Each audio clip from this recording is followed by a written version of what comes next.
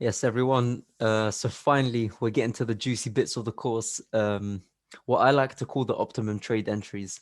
So this is pretty much the type of setup that I would actually look at. Usually in terms of the higher time frame, 1 hour or 4 hour. And then of course I would wait for a confirmation trade. So rather than enter on a risk such as a limit, I would usually wait for some kind of break structure on the lower time frame. But this is the type of entry that I'd obviously be looking on weekly analysis, for example. So what you see on my weekly charts whenever I send my analysis through. But yeah, guys, let's just get into it.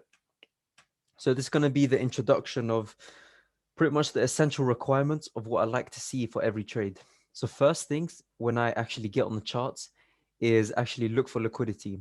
Where do I see the three types of liquidity that we explored in the first section of all of the technical part of the course?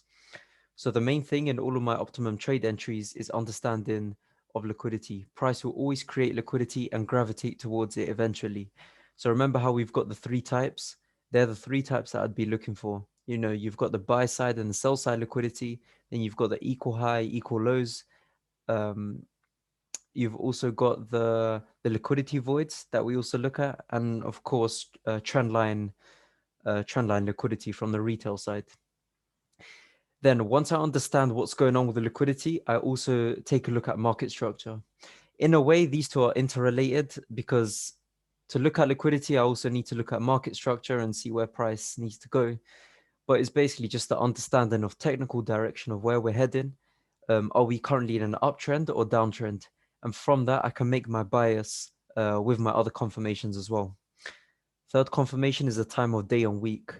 So when it comes to the higher time frame, maybe the 4 hour or the 1 hour for me, I would always consider how far into the week are we? What can we expect if we're at a Tuesday London session? What can we expect if we're in a Monday session, for example? For example, it could be just some consolidation for that day. So even if it gets to my point of interest, I might not enter because it's still a Monday, for example. Another thing as well, when you actually get into the trade and obviously are looking for confirmation to enter, time of day is very important. So understanding, are we getting into a retracement from New York or is it going to be a New York reversal? Things like this. And then last but not least, it's fundamentals. Now that's we haven't covered this section at all yet because it's it's actually the second main part of what I teach. I actually say fundamentals is way more important than technicals even because you may have the perfect technical setup, but fundamentals will always outweigh it. So yeah, guys, that's just my essential requirements. Keep this, take note of this, and also incorporate it into your plan. So whenever you get on the chart, this is exactly what you look for, and you've got to keep it clear and ready for you to actually look for your entries now. All right, guys, I'll see you in the next few videos.